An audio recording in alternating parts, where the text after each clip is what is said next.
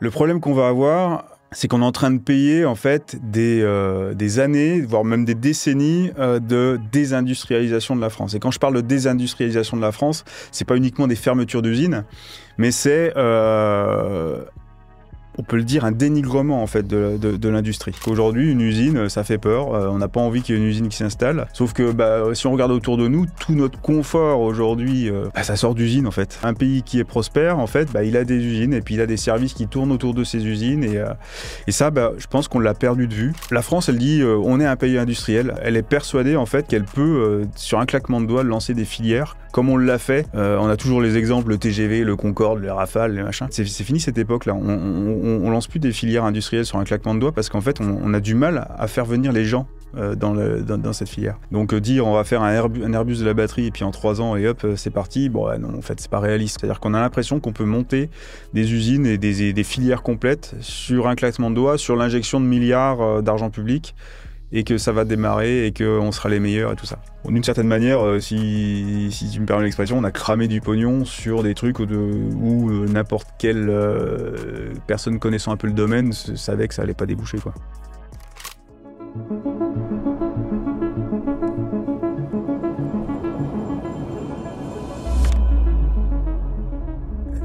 Bonjour Ludovic Leroy. Bonjour. Je voulais t'inviter pour parler de la réindustrialisation de la France et plus particulièrement de celle que la transition énergétique est en train d'imposer avec les batteries, le nucléaire et l'hydrogène notamment.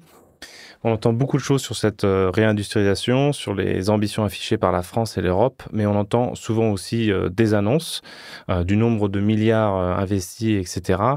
Et toi, en tant qu'ingénieur et formateur sur ces technologies, tu es au contact direct des entreprises qui font cette transition. Est-ce que tu peux nous parler rapidement de ton travail ? Alors mon travail aujourd'hui, ça consiste, alors effectivement comme tu l'as signalé, à la base je suis formateur, ingénieur formateur, donc dans le domaine de l'énergie de manière générale, on va dire. Aujourd'hui, j'exerce des responsabilités d'ingénieur d'affaires et ma mission, une grande partie de ma mission en fait, c'est de développer les activités de formation pour plusieurs domaines en fait en lien avec la décarbonation, avec la transition énergétique. Donc effectivement, comme tu l'as dit, ça donne une position assez intéressante pour observer les dynamiques, parce que oui, on parle beaucoup d'annonces. Après, il y a des choses qui se concrétisent, d'autres non. Et c'est vrai qu'en étant dans le domaine de la formation, on voit plutôt bien en fait ce qui se passe, quoi. Donc en 2021, Emmanuel Macron lançait France 2030, qui était un plan, qui est toujours un plan d'investissement de plus de 50 milliards d'euros sur 5 ans, qui vise à accélérer la transition énergétique de la France. Et parmi les ambitions affichées, on avait développé le nucléaire, que ce soit les SMR, ces petits réacteurs modulaires, ou les EPR, qui sont des réacteurs de grosse puissance, devenir leader en hydrogène vert, décarboner l'industrie ou encore produire plus de 2 millions de véhicules électriques donc en France. La France semblait avoir un cap. Qu'est-ce que tu penses de cette stratégie ? Si on regarde je dirais l'idée est bonne, hein. On a ses besoins en fait. On a besoin de décarboner notre société. On a un historique également qui est très intéressant dans le nucléaire, dans l'automobile. On reste un grand pays de l'automobile. Donc, dire ce que je pense de cette stratégie, je peux dire je peux y adhérer. Ensuite, comment elle s'applique sur le terrain. Là, on a cité un homme politique qui au pouvoir et qui donne une direction. L'application sur le terrain, forcément, elle est plus compliquée que de simples annonces. Donc, le politique va souvent communiquer, raisonner avec des volumes d'investissement. Et évidemment, c'est un moyen de flécher en fait l'économie vers des leviers pour la transition qui sont plus ou moins bien réfléchis, hein, mais bon, qui font sens, hein, à la base. Je dirais cette transposition sur le terrain, évidemment, elle n'est pas simple, puisque ça va bien au-delà en fait des investissements. C'est-à-dire que l'argent qui va être utilisé va devoir se traduire par des moyens physiques, donc construire des usines, construire des filières complètes, mais aussi il faut également développer les compétences qui sont nécessaires pour concevoir ces usines et puis surtout les faire tourner. Ensuite, il faut aussi que ce qu'on va développer soit viable d'un point de vue économique, parce que malheureusement, les marchés ne fonctionnent pas uniquement avec la volonté et la bonne volonté. Il faut que ce qui soit produit soit performant aussi d'un point de vue technique et d'un point de vue économique. Si tout est trop cher pour trouver un client, évidemment, ça ne peut pas fonctionner très longtemps. Donc, quand on va injecter tous ces paramètres dans l'équation, on se rend compte que l'équation, elle est pas simple à résoudre. Et que, si on peut faire un constat, c'est que parmi tout ce qui a été annoncé, il y a quand même pas mal de déceptions. Et la déception est d'autant plus grande que les annonces étaient tonitruantes. Justement, pour illustrer ton propos, on peut passer en revue quelques piliers de cette stratégie. Donc, il y avait notamment les batteries. La France et plusieurs pays européens ont décidé d'investir massivement dans cette filière, qui est un secteur clé pour les voitures électriques et pour le stockage des énergies renouvelables. Jusqu'ici, cette ambition, donc sur le papier, elle paraissait prometteuse. Les dernières nouvelles le sont peut-être un peu moins, mais avant de parler de ça, est-ce que tu peux nous parler des différentes familles de batteries? On entend beaucoup d'abréviations, NMC, LFP, etc. Quels sont leurs avantages, leurs défauts? Là, on parle des batteries lithium-ion. Donc celles principalement qui équipent les véhicules électriques aujourd'hui. Et puis il y a aussi l'application de stockage stationnaire qui est en plein développement. Donc il y a différentes chimies. Donc effectivement, tu as cité la chimie NMC, la chimie LFP, qui sont aujourd'hui les chimies dont on entend le plus parler. Il y en a eu d'autres avant le NMC. Tesla était sur une autre chimie. Donc ce qu'on appelle la chimie, en fait, c'est les composants en fait qui vont entrer notamment dans la production en fait de la cathode. Donc dans une batterie, vous avez deux bornes, cathode, anode.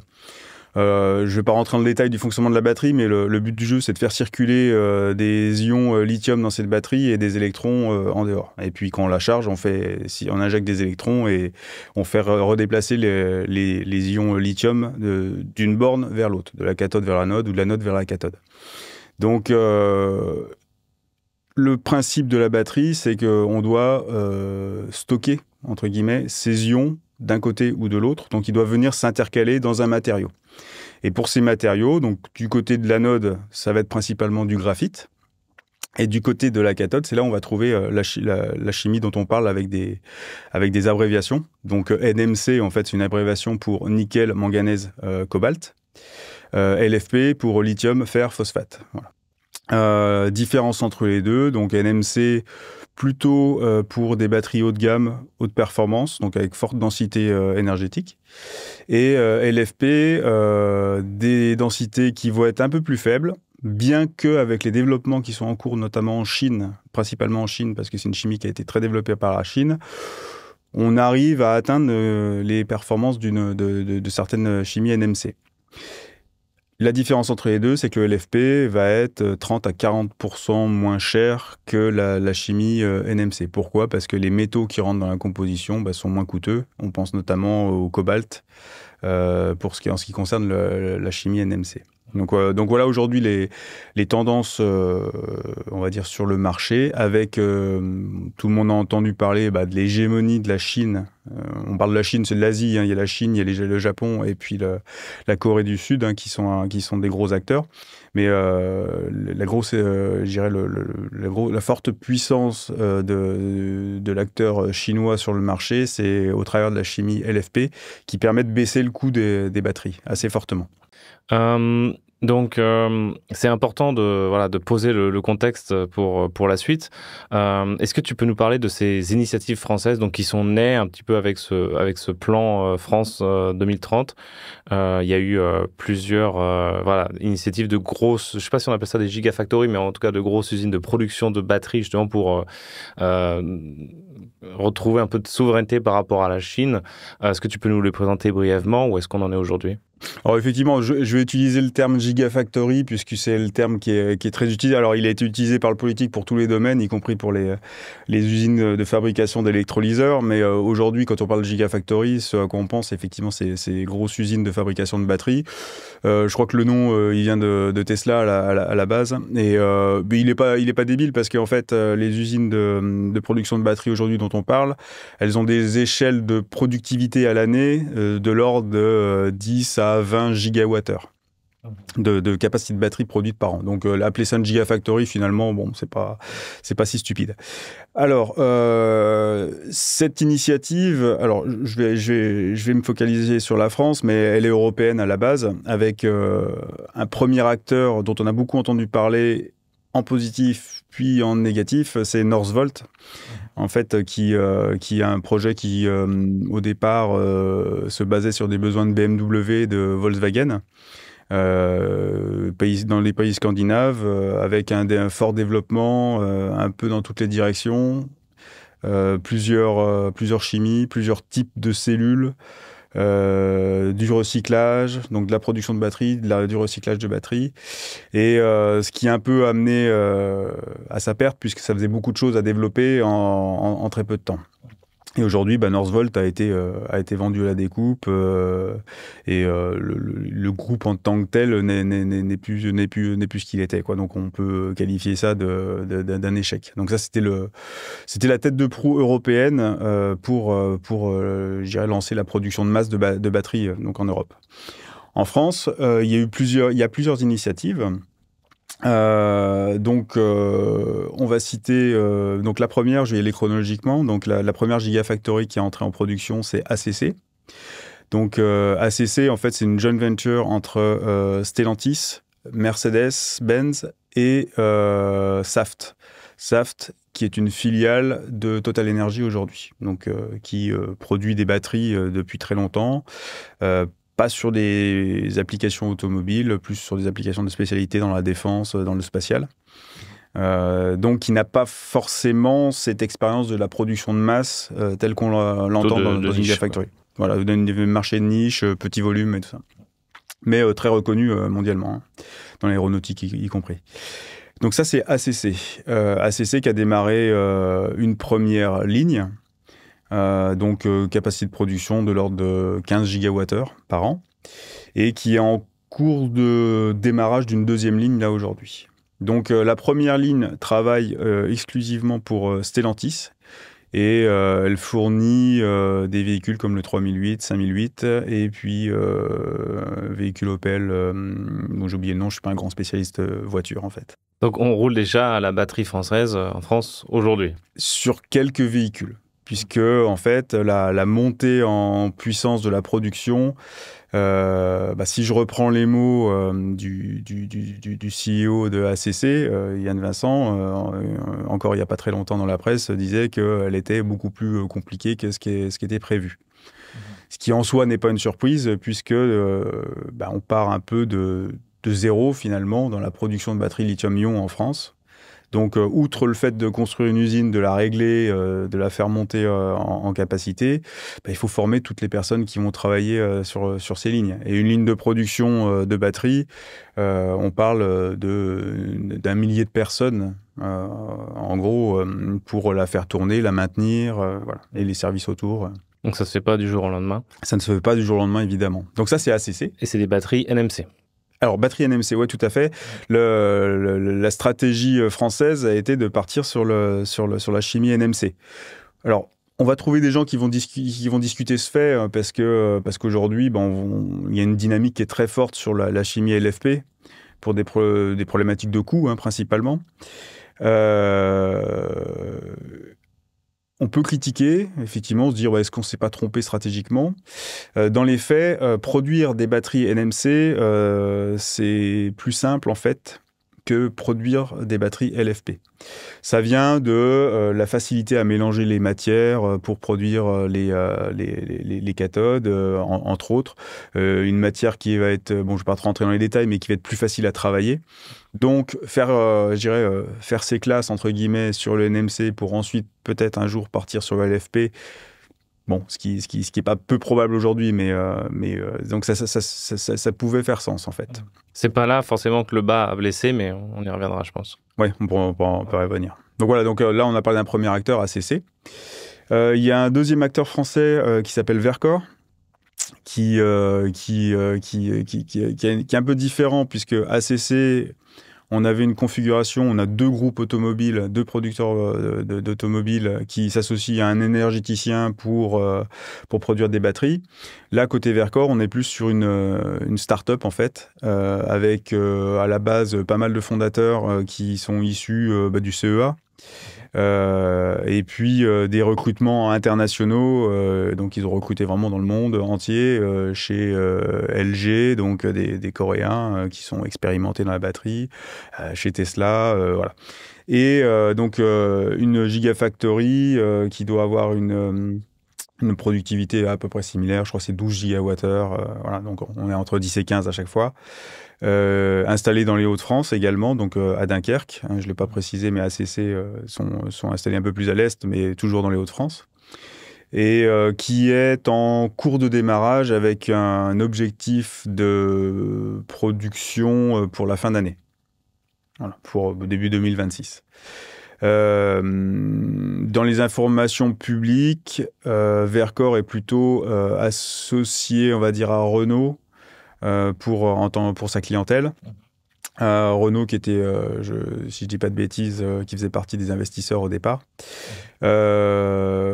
Principal marché pour fournir Alpine, aujourd'hui, dans ce qui est public. Ok. Voilà. Donc on parle de volumes quand même qui sont peut-être plus restreints. Donc après, c'est les informations publiques. Peut-être qu'il y a d'autres clients aujourd'hui, mais pour l'instant, on ne connaît que ceux-ci.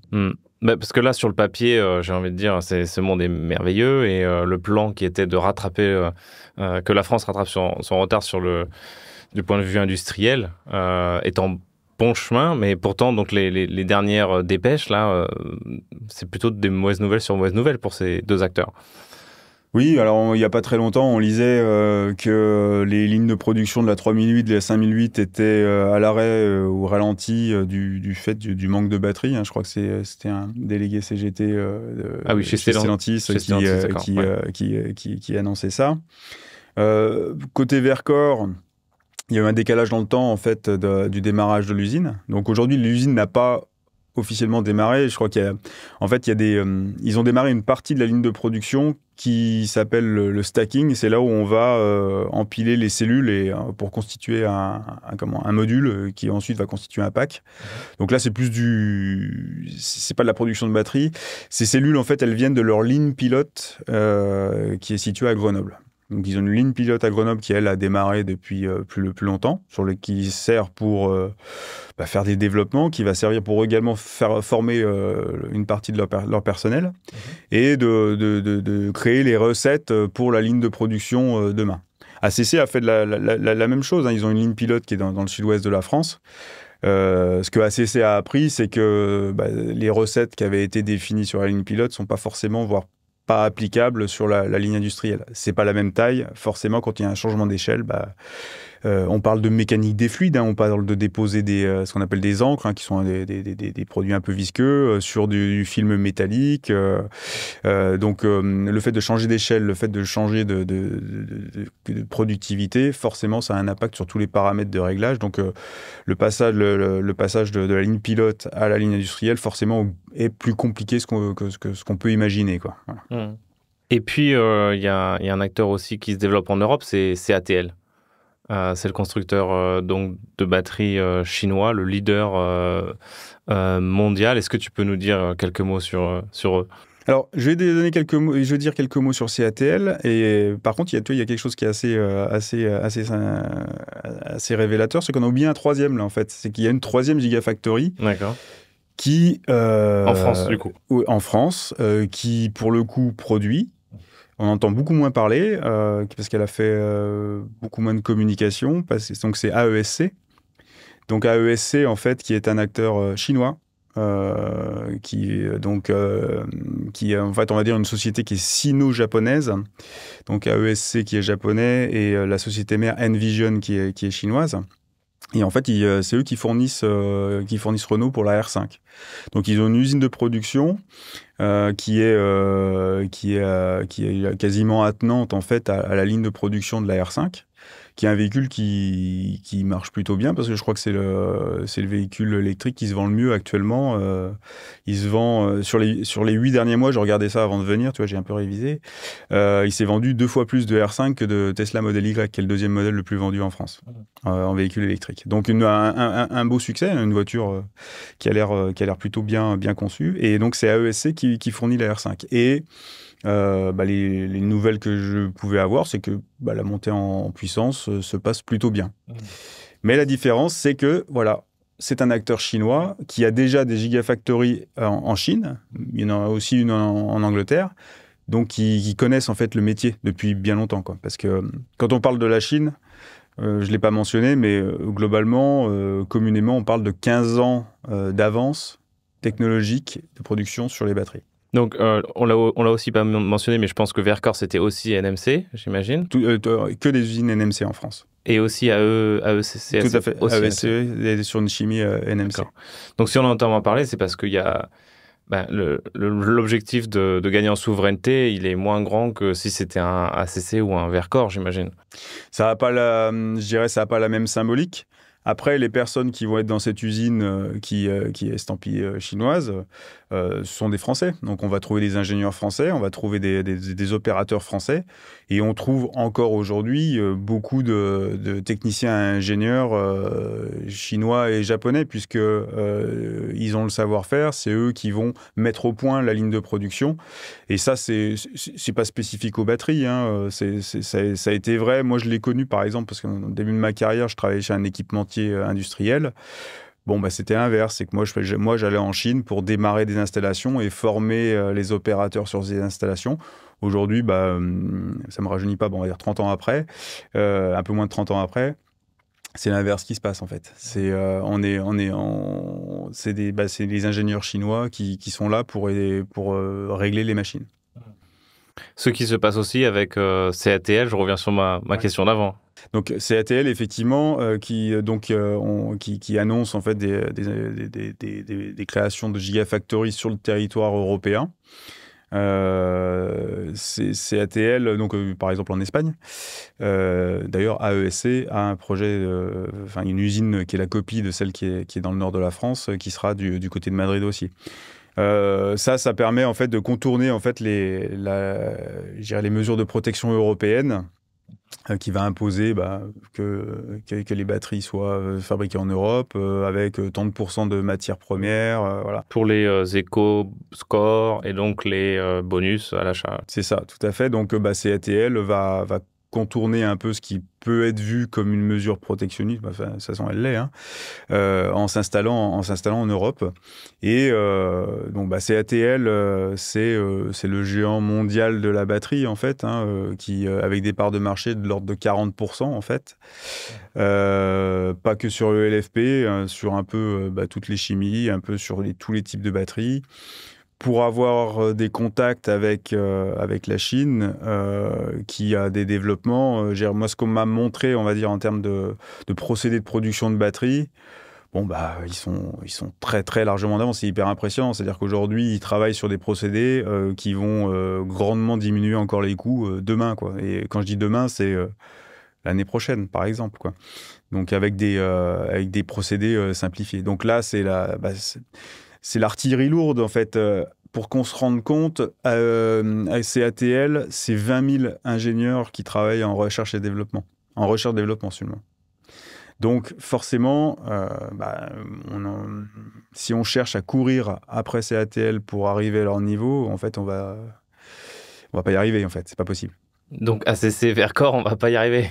Alors, non, on va pas y arriver. Ben, j'espère que si quand même, hein, mais on va pas dire qu'on va rattraper CATL. Ça serait pas très réaliste.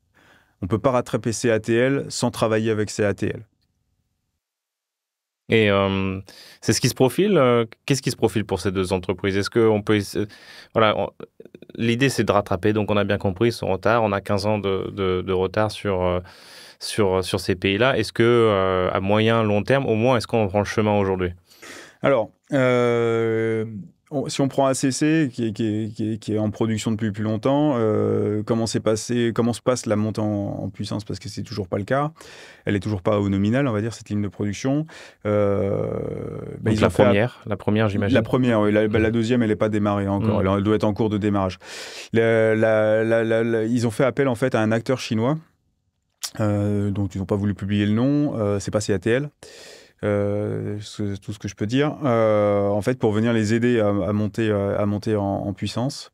La présence, ça s'est fait cet été. Donc la présence des experts chinois a permis de monter en capacité de production. À ma connaissance, ils sont repartis. C'était une prestation qui était dans un laps de temps donné. Est-ce qu'aujourd'hui, ils arrivent à faire sans eux et à atteindre le nominal qui aurait dû être atteint par rapport aux dates annoncées au départ du projet? Manifestement non, si on voit les problèmes d'approvisionnement qu'il y a pour Stellantis. On va apprendre. Ça, c'est un fait. On n'a pas le choix, d'une certaine manière. Si on n'apprend pas, si on ne développe pas, on ne pourra pas se battre et ça pourra pas durer très longtemps. Mais il y a aussi un risque que ce soit Northvolt bis repetita, quoi. Oui, mais c'est pas exclu. Parce qu'aujourd'hui, et ça, c'est quelque chose que j'ai déjà communiqué dans la presse ou même auprès des différents acteurs, sur la nécessité justement de structurer en fait ce transfert de compétences. C'est-à-dire que tout le savoir-faire que les acteurs asiatiques peuvent avoir, et même quand ils vont venir dans votre usine, si vous structurez pas en fait la transmission de cette information et puis l'implémentation de ces informations auprès des équipes de production, bah ça peut pas fonctionner en fait. C'est-à-dire qu'ils vont venir, ils vont vous régler les machines. Vous allez essayer de voir, je caricature un petit peu, mais vous allez essayer de voir par-dessus leur épaule ce qu'ils ont fait. Et puis ils repartent. Et puis après, bah, il faut que ça tourne. C'est pas si évident que ça en fait. Et le transmettre aux opérateurs, aux différents métiers, si c'est pas structuré, bah, au travers de la formation. Alors là, on pourra dire que je prêche pour ma paroisse, hein, je travaille dans la formation, là je suis en train de parler de mon business, donc clairement oui. Mais après je parle aussi en tant que, on va dire, ingénieur intéressé par l'industrie et puis l'industrie de mon pays. Aujourd'hui, je suis un peu déçu de la manière dont c'est fait, et je parle pas du tout de business là. J'ai pas l'impression qu'en fait justement on structure bien en fait et on contrôle bien ce transfert de compétences. Et je le dis à titre personnel, hein, je pense que certains aspects de la formation ont été un peu négligés. En se disant, finalement, c'était pas compliqué en fait de former des opérateurs qui vont devoir pousser des boutons et tout ça, parce qu'on voit les initiatives qui ont été mises en place pour la formation. Ce qui a été fait était nécessaire et c'est très bien. Par contre, est-ce que c'est suffisant? Force est de constater que non. Et ça, c'est ce que je maintiens. C'est avec toute l'expérience que j'ai de la formation, ce qui est fait n'est pas suffisant en fait. C'est-à-dire qu'aujourd'hui, ce qui est fait, c'est des formations en fait de retour à l'emploi plus. C'est-à-dire qu'on est sur un bassin d'emploi où on allait chercher des personnes pas forcément, qui sont forcément pas qualifiées pour la production de batteries puisqu'il y avait rien avant. Et en fait, on leur apprend un peu à c'est quoi une usine, quoi. C'est pas suffisant quand on est dans la phase de montée en puissance, puisqu'en fait, de manière assez paradoxale, c'est à ce moment-là qu'on aurait besoin des opérateurs les plus expérimentés possibles, puisque les procédés ne sont pas stabilisés, il faut y réagir en permanence, il faut comprendre tous les dysfonctionnements. Parce qu'une fois qu'une usine est réglée, sur des productions de batteries ou autres, hein, une fois que l'usine est réglée et que c'est un peu sur des rails, bah finalement, l'opérateur, il a moins moins besoin d'expertise pour agir sur le procédé, en fait, puisqu'il va bien. Donc ce retard à l'allumage, il n'est pas, c'est pas la cause d'un mauvais design, c'est vraiment la cause de compétences d'opérateurs. C'est au moins un des paramètres qui est important, hein, c'est clair. C'est au moins un des paramètres. Après, est-ce que le choix des machines de production, ça je pourrais pas en juger. Est-ce que ce choix était le bon? Après, on peut se poser plein de questions puisque c'est hyper stratégique pour la Chine aujourd'hui, ce qui est en train de se passer sur l'industrie de la batterie. C'est tellement stratégique que cet été, donc il y a eu des lois en Chine qui ont été sorties, qui viennent contrôler un peu justement tout ce transfert de compétences sur les batteries LFP par exemple, puis également sur tous les matériaux, les terres rares et tout ça. Donc pour la Chine, c'est hyper stratégique. Donc on peut même se poser la question, la Chine qui nous vend des machines de production de batteries, est-ce qu'elle a intérêt à ce que ces machines de production soient les meilleures? Donc pas me lancer dans du complotisme, mais ça serait pas choquant que la Chine veuille un peu contrôler un peu ce qui se passe pour pas se faire rattraper trop rapidement. Et c'est pas choquant puisque c'est ce que l'Occident a fait en Chine aussi, hein. Quand Airbus est allé installer une ligne de production en Chine, bah, il a fallu un peu contrôler quel niveau d'information, la quantité d'information qui est donnée à la Chine. C'est de bonne guerre, je dirais. Mais aujourd'hui, on est de l'autre côté de la barrière, quoi. Voilà, ça c'est clair. Oui, c'était un peu la question que j'avais. C'était, bon, je comprends bien l'intérêt que nos acteurs auraient à faire appel à ces gens plus expérimentés, mais quel est leur intérêt à eux, au-delà du salaire? Mais je pense que les entreprises ne sont pas si libres que ça, et comme tu le dis, ils viennent de mettre des restrictions par rapport à ça. Donc je me demandais quel était l'intérêt de la part de la Chine.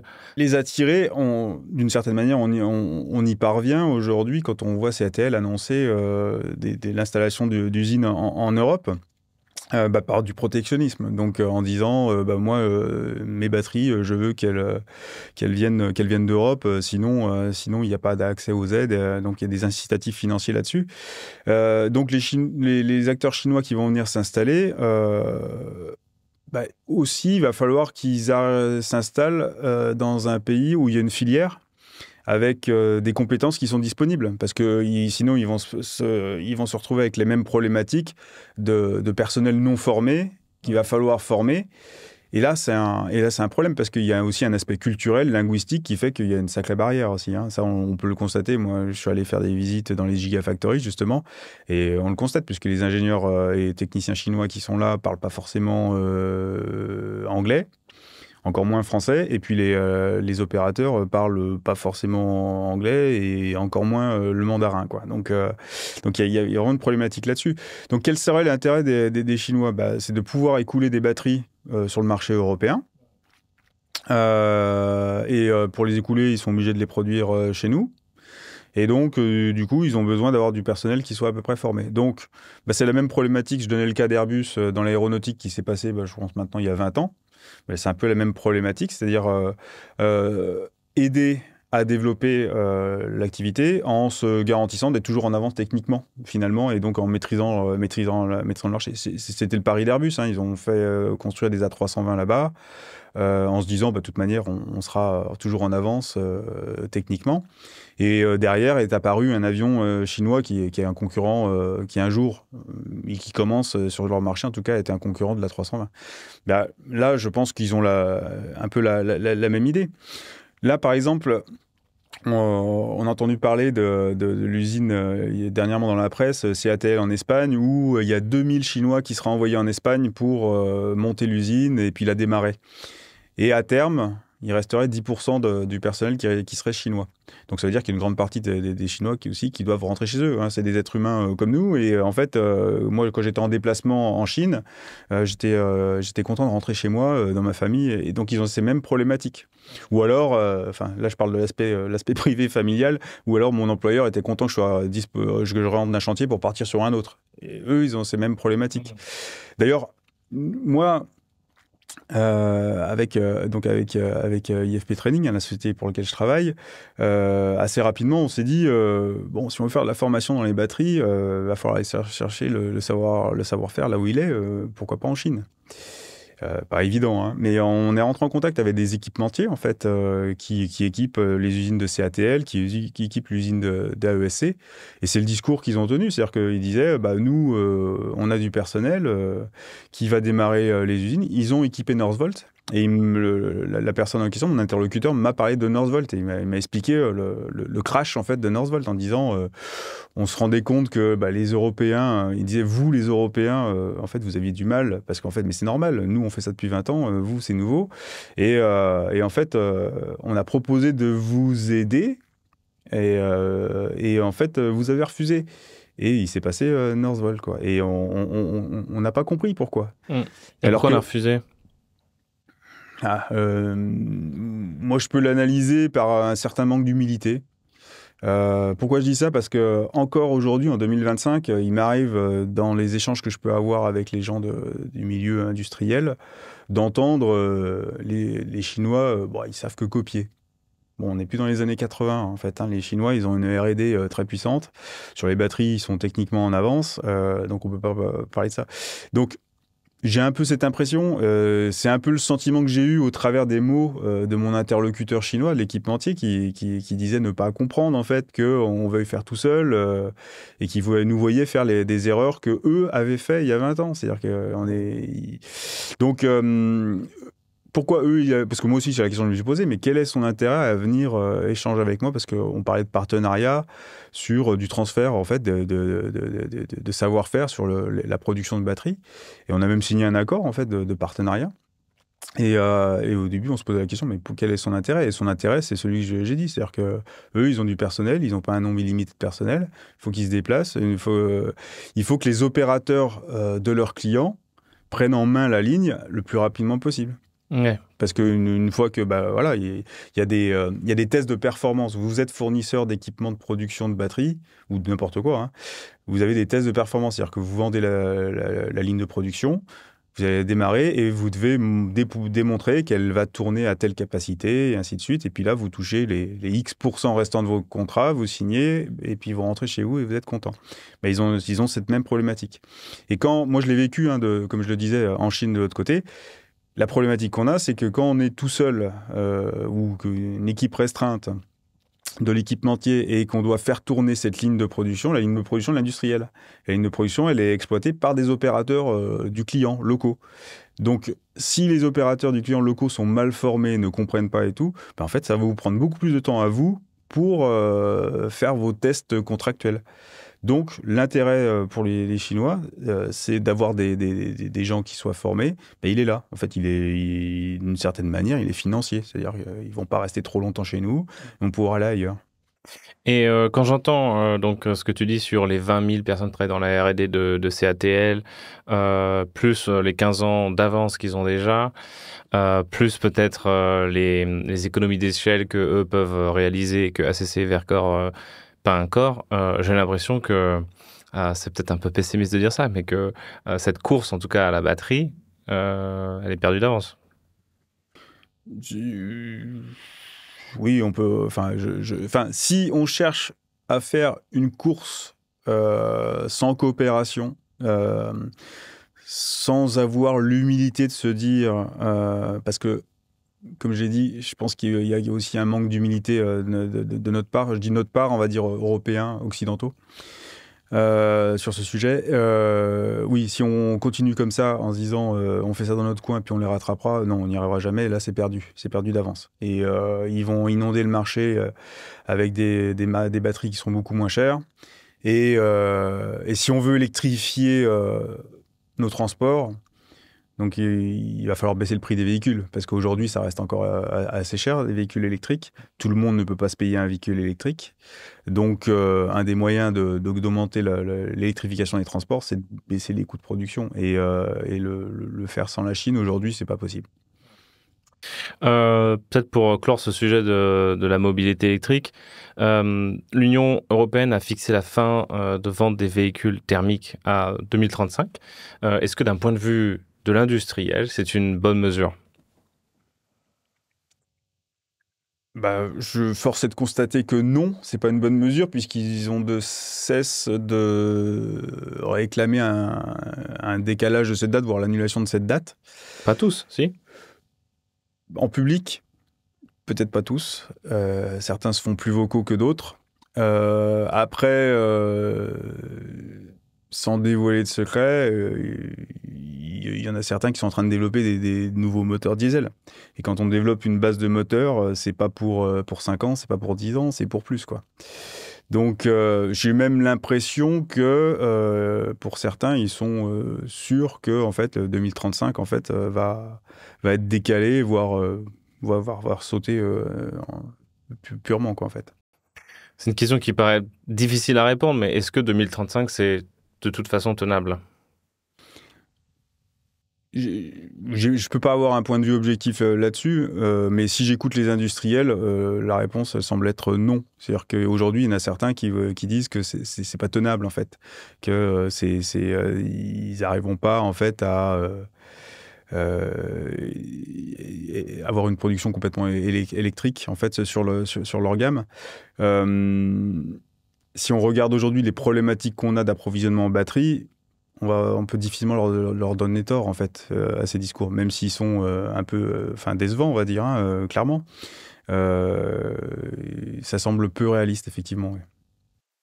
On passe à l'hydrogène. C'était à la mode à la sortie du plan en France 2030, donc dans les années 2021, c'était un buzzword. Il y avait beaucoup de startups qui se formaient dans tous les sens. On en avait fait un épisode de podcast. Où est-ce qu'on en est aujourd'hui? Alors, où est-ce que nous en sommes sur l'hydrogène?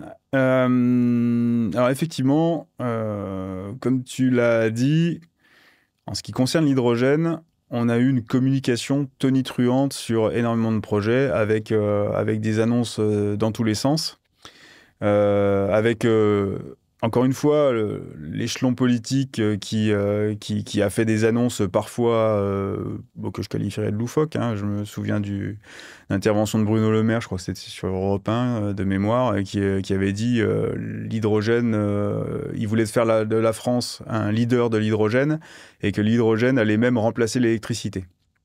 Donc, sachant qu'il faut de l'électricité pour produire de l'hydrogène décarboné, il y avait un problème de compréhension en fait sur la chose. Donc effectivement, énormément d'annonces tonitruantes qui ont amené à énormément de déceptions. Je ne sais pas si dans l'épisode il y a 2 ou 3 ans j'avais parlé en ces termes, mais souvent je parlais que l'hydrogène allait rentrer dans une période darwinienne, c'est-à-dire où il y allait y avoir un tri qui allait se faire sur ce qui est viable et ce qui ne l'est pas. Il y a beaucoup de choses qui sont pas viables. Alors, en fait, dans ce qui est pas viable, en fait, c'est toutes les applications dès le départ, beaucoup trouvaient un peu loufoques. Le postulat de base pour moi, c'est que l'hydrogène, de toute manière, aujourd'hui, on en a besoin. On en avait besoin hier pour le raffinage. On en a besoin, et là c'est quand même fondamental, pour la production d'engrais synthétiques, donc l'hydrogène pour produire de l'ammoniac, et ammoniac entrant dans la composition des engrais. Ça c'est fondamental. Donc l'hydrogène aujourd'hui ça reste vital pour notre société. Donc il faut faire attention parce qu'on dit ouais, hydrogène arnaque, hydrogène poudre aux yeux. En fait non, l'hydrogène, la molécule, on en a besoin.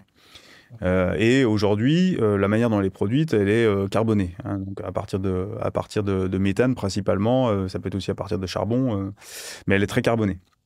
Donc l'idée, c'est de décarboner l'hydrogène. Donc le postulat de base, de toute manière, c'est on a une utilisation aujourd'hui de l'hydrogène qu'il faut décarboner.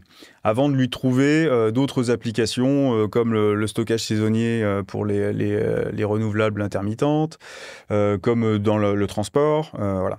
Donc il y a eu pas mal de... cette période darwinienne, elle a fait un peu de tri. On peut notamment parler des applications transport. C'est là où c'est le plus emblématique, puisqu'on a eu des annonces sur les véhicules à hydrogène, véhicules voitures, camions, bus, donc on a tous en parlé de ça, et puis aéronautique aussi, avec Airbus qui avait des projets de développement dans l'hydrogène. Donc tout ça, pour la plupart, s'est arrêté. Il y avait, comme on avait parlé à un moment du Tesla français de l'hydrogène qui s'appelait Opium. Opium aujourd'hui, donc le projet automobile, c'est terminé. Il vivote sur un projet de pile à combustible pour les applications maritimes. Donc, bon. On est plus fort en marketing en France qu'en industrie, peut-être. Je peux pas dire ça. On est quand même, on a été un grand pays industriel. Non, mais on l'est encore. On a le Tesla de l'hydrogène, on a l'Airbus de la batterie. Bref. Mais en fait, oui, non, mais là, oui, non, mais c'est des termes que je déteste parce que Airbus de la batterie, bon, ça veut rien dire. Qu'est-ce qu'on a, on a pris? En fait, on a pris un succès industriel, Airbus, qui, au passage, n'est pas français mais européen, qui est une composante française, ok, mais il est européen. Et puis on essaie de l'appliquer à tout. Sauf que c'est pas applicable. Airbus, c'est quoi Airbus? C'est intéressant de le voir. Airbus, c'est le résultat d'une longue histoire de plein de sociétés aérospatiales, Messier-Bolco, qui se sont assemblées pour donner Airbus, et ça a pris des dizaines d'années. Donc dire on va faire un Airbus de la batterie et puis en 3 ans et hop c'est parti, bon non en fait c'est pas réaliste quoi. Et c'est assez représentatif d'une sorte peut-être de méconnaissance de l'industrie on a perdu cette culture industrielle. On est encore un pays industriel mais qui est en train de perdre et qui a bien perdu sa culture industrielle. C'est-à-dire qu'on a l'impression qu'on peut monter des usines et des filières complètes sur un claquement de doigts, sur l'injection de milliards d'argent public, et que ça va démarrer et qu'on sera les meilleurs et tout ça. Ça, je pense qu'on a perdu. En ça, on n'est plus un pays, on n'a plus cette culture industrielle en tout cas. Sur l'hydrogène, est-ce que tu voulais rajouter quelque chose? Alors, sur l'hydrogène, ce qui se passe aujourd'hui, c'est que moi, dans mes contacts, que je peux avoir à titre professionnel, on entend quasiment plus parler d'hydrogène en tant que tel comme vecteur énergétique. Mais par contre, comme matière première. Et ça, c'est logique parce qu'on l'utilise depuis longtemps, comme je l'ai dit, pour le raffinage, pour les engrais. Donc, on en a besoin également pour le bioraffinage. Donc, si on veut parler, parce que là, si je te parle de transition énergétique en parlant du raffinage du pétrole, c'est pas terrible. Bon, le fait est qu'on a encore besoin de pétrole, qu'on on est encore très lié à ça. Donc, on en a besoin pour le raffinage. Donc, si on peut déjà décarboner cette partie, ça peut être pas mal. On en a besoin pour les engrais, donc ça, c'est fondamental. Et puis, on en a besoin pour le bioraffinage, donc peut-être qui va prendre de plus en plus de place dans la production de carburant.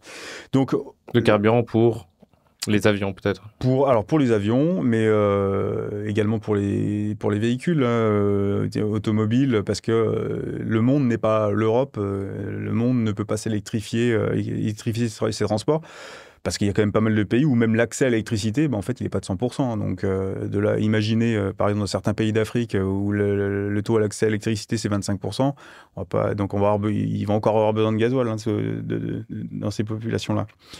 Donc, l'hydrogène aujourd'hui, oui, on entend beaucoup parler pour les carburants synthétiques, donc ce qu'on appelle les e-fuels.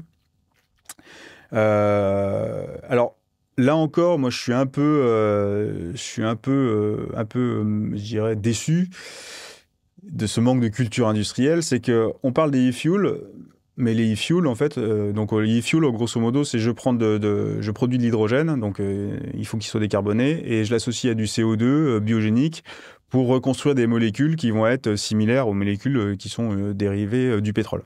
Donc du CO2 biogénique, on le trouve où concrètement, ce CO2? C'est compliqué à trouver, mais par exemple, vous prenez une papeterie va émettre du CO2, et ce CO2 est issu en fait des fibres végétales qui rentrent dans le procédé. Voilà, ça, de déchets, alors essentiellement.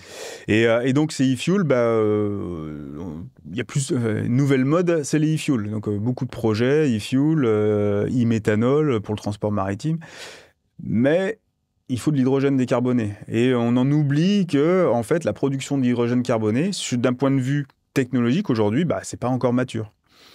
Donc, on parle notamment de l'électrolyse. Alors, il n'y a pas que l'électrolyse, mais on a décidé politiquement que l'électrolyse, ça allait être la voie royale.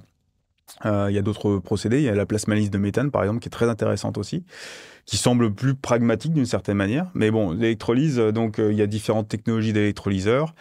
Aujourd'hui, ça reste encore la problématique. Donc, il y a des problématiques techniques, c'est-à-dire le passage à l'échelle giga, comme pour les batteries, il est plus compliqué que prévu.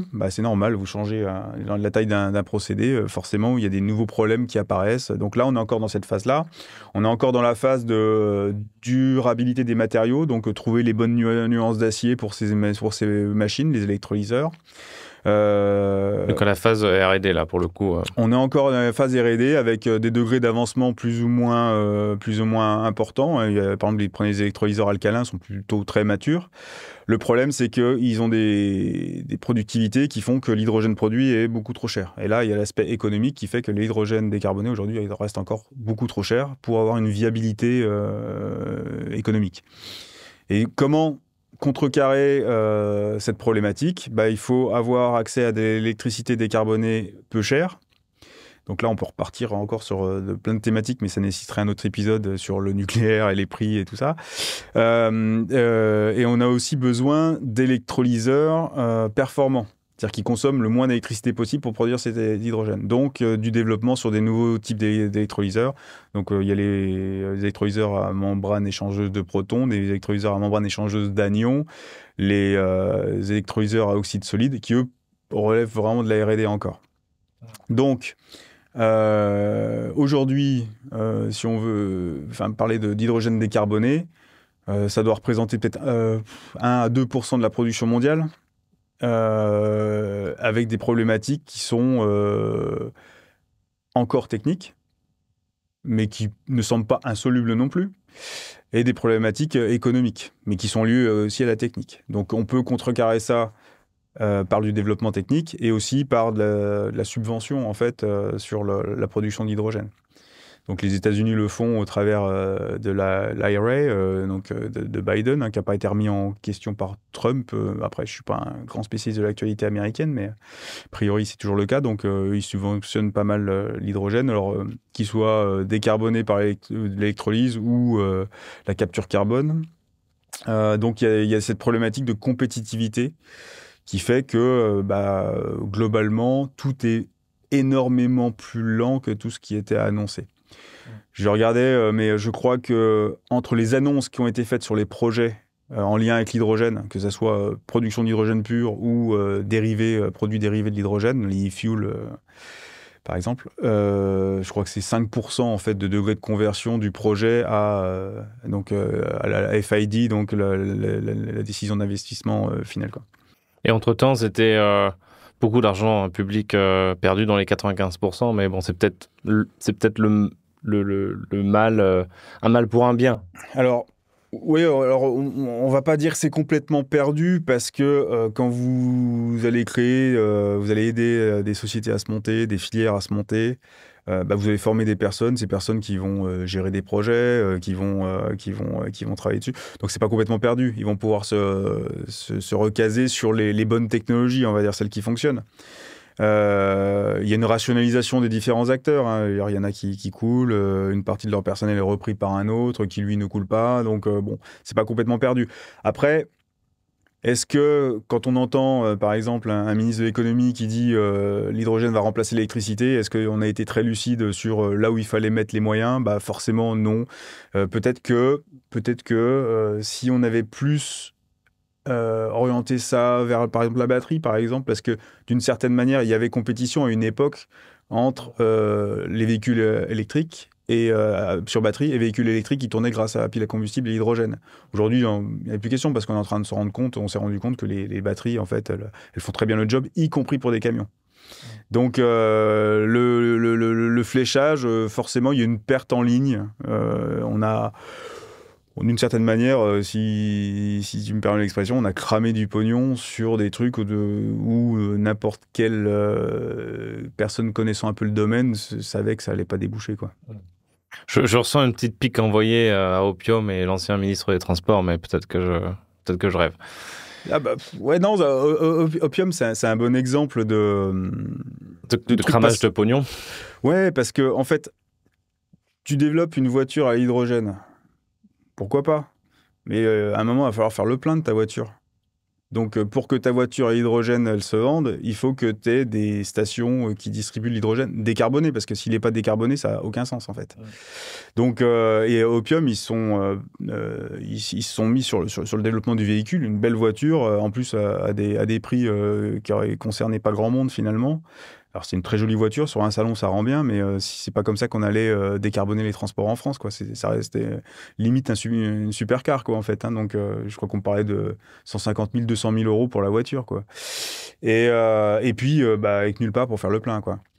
Alors que si on regarde côté véhicule électrique sur batterie, en fait, les bornes de recharge, ça s'est développé, ça a suivi la dynamique. Mais c'est beaucoup plus facile de, je simplifie un peu, de dérouler du câble de cuivre que de distribuer de l'hydrogène à l'échelle d'un pays, quoi.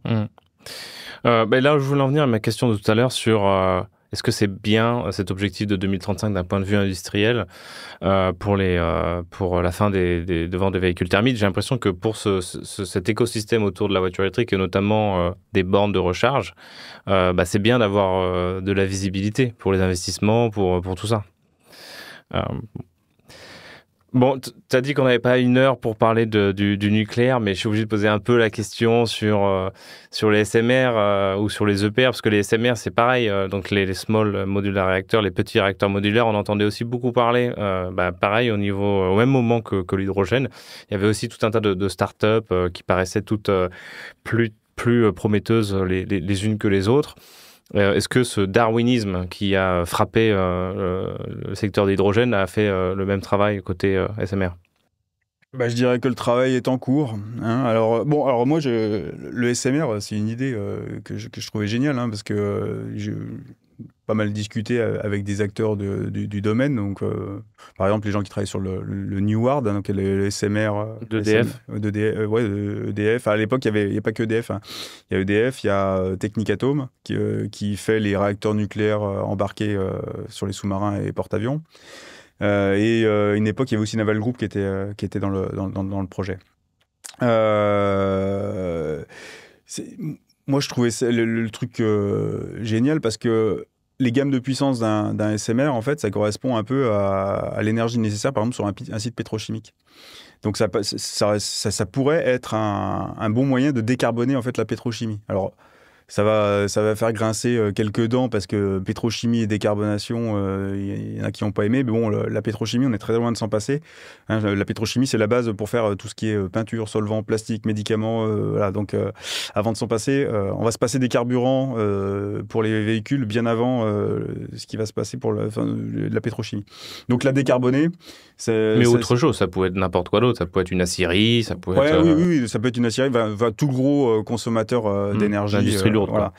Et donc, l'idée, c'est super intéressante. Après, ce que je constate, premièrement, j'ai constaté un peu un même débordement de communication un peu assez similaire à ce que j'en a connu pour l'hydrogène. Ça choque un peu certaines personnes, mais oui, je fais souvent le parallèle, en fait, et je dis, j'observe un peu les mêmes choses qu'on a vues pour l'hydrogène.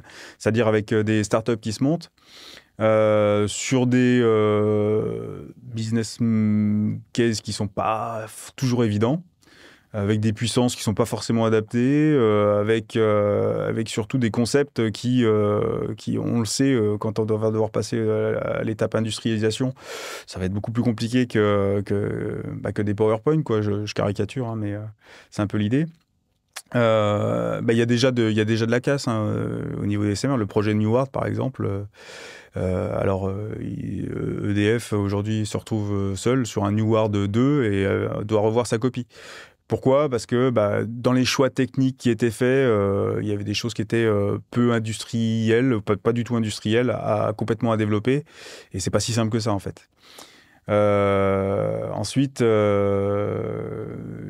a les SMR de 4e génération, donc réacteurs à neutrons rapides. Moi, j'ai du mal à imaginer ce type d'activité naître dans une start-up, en fait, pour être honnête. Parce que les besoins techniques, les besoins financiers nécessaires pour le développement d'un réacteur nucléaire sont colossaux, en fait.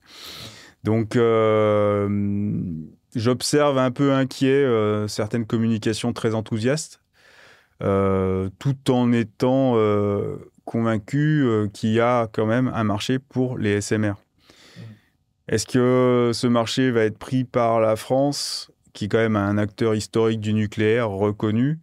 Malheureusement, aujourd'hui, je suis un petit peu pessimiste, en fait. Ouais, j'ai l'impression qu'il y a quand même des points communs entre les trois sujets qu'on a évoqués, batterie, hydrogène et SMR. C'est les annonces tonitruantes, le mur de la réalité, la compétitivité oui, avec les Chinois. Si on devait voilà, faire une petite conclusion, peut-être sur ce que toi tu préconiserais pour la stratégie industrielle un peu mieux rodée, tu as un petit peu carte blanche. Alors, que moi, personnellement, je préconise pour des orientations pour l'industrie, bon, je ne suis pas ministre, hein, je vais être humble. Non, ce qui est commun à ces trois sujets, c'est que, bon, derrière, il y a une volonté, et on a la volonté de développer, on a la volonté d'être un acteur, en fait, des différentes filières, on va dire, de la transition énergétique, et ça, bah oui, ça, c'est très positif. Le problème qu'on va avoir, et qu'on a, c'est qu'on est en train de payer en fait des années, voire même des décennies de désindustrialisation de la France. Et quand je parle de désindustrialisation de la France, c'est pas uniquement des fermetures d'usines, mais c'est, on peut le dire, un dénigrement en fait de l'industrie. Ça, je peux en parler même à titre personnel. Et là, on va revenir très loin en arrière. Je me souviens quand j'étais au collège et que j'ai dit à mes profs, j'avais plutôt des résultats corrects, et quand j'ai dit à mes profs que je voulais aller dans un lycée technique pour faire un bac, alors j'ai fait un bac S, mais sans bio, avec de la méca, de l'élec et tout ça. Et je me rappellerai toujours ma prof principale me dire ah, mais pourquoi tu fais ça, t'es bon.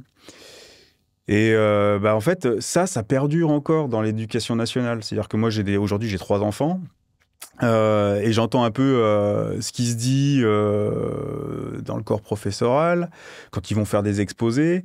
Il y a des réactions, en fait, où il y a une sorte d'allergie à l'industrie. Et c'est-à-dire on inculque ça aux gamins. Alors, l'industrie, c'est sale, l'industrie, ça pollue. Et ça, c'est un effet qui est délétère. Pourquoi ? Parce que déjà, premièrement, il y a des gens il y a plein de gamins qui vont pas aller dans ces voies-là. Et aujourd'hui, on le constate, on a du mal à remplir certaines filières techniques, quoi. Et donc, c'est ce que je disais tout à l'heure, on a perdu, en fait, on a perdu cette culture industrielle. C'est-à-dire qu'aujourd'hui, une usine, ça fait peur, on n'a pas envie qu'il y ait une usine qui s'installe. Il y a des décennies en arrière, une usine qui s'installait à côté d'une ville, c'était du pain béni parce qu'en fait, mine de rien, ça paye énormément de taxes, ça finance énormément de choses. Et aujourd'hui, on n'a plus ça en fait. Moi, travaillant dans la formation, j'ai participé à des forums pour présenter des formations techniques pour l'industrie. Et parfois, j'ai eu des parents en face de moi qui arrivaient à ah non, moi je veux pas que mes enfants travaillent dans l'industrie, ça pollue, voilà. Sauf que si on regarde autour de nous, tout notre confort aujourd'hui, le confort tel qu'on le définit dans notre société, ça sort d'usines en fait. Et si un pays qui est prospère, en fait, il a des usines et puis il a des services qui tournent autour de ces usines. Et ça, je pense qu'on l'a perdu de vue. Je pense que dans notre tête, la France, elle dit on est un pays industriel. Et donc, du coup, elle est persuadée en fait qu'elle peut, sur un claquement de doigts, lancer des filières, comme on l'a fait. On a toujours les exemples, le TGV, le Concorde, le Rafale, les machins.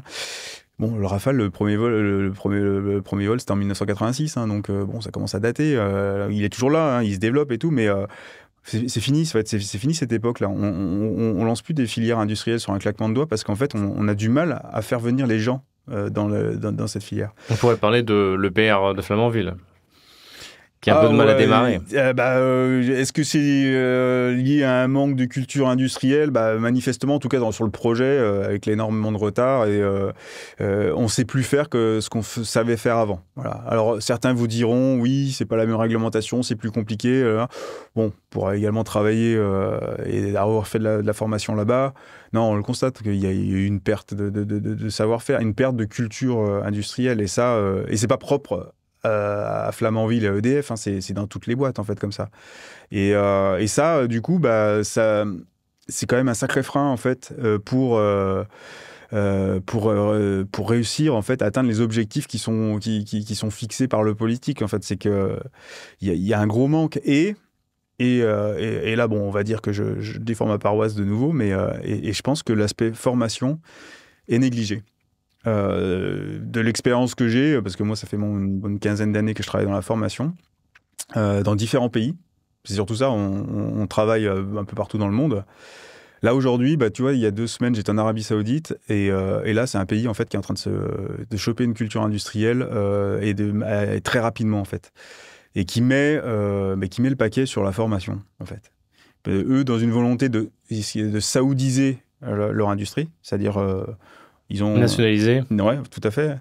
Parce que bon, Saudi Aramco à la base, c'était une boîte américaine. Aujourd'hui, il n'y a plus beaucoup d'Américains chez Saudi Aramco. Hein.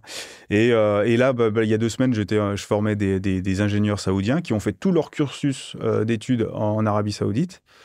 Et j'exagère pas, mais très franchement, par rapport à des ingénieurs français, je les trouve meilleurs. C'est-à-dire que plus à même à apprendre, plus ouverts, plus le couteau entre les dents, en fait. C'est-à-dire que là, ils ont envie, il y a une dynamique. Il y a vraiment une dynamique, et ça fait un petit bout de temps que je vais en Arabie Saoudite. En 5 ans, c'est assez flagrant, en fait. Moi, ça faisait 5 ans que j'y étais pas allé, en fait. Et ça a sauté aux yeux. Et malheureusement, en fait, j'ai pas cette sensation de couteau entre les dents chez nous. Et je pense que ça va être un problème. Merci, Ludovic Lora. Merci à toi.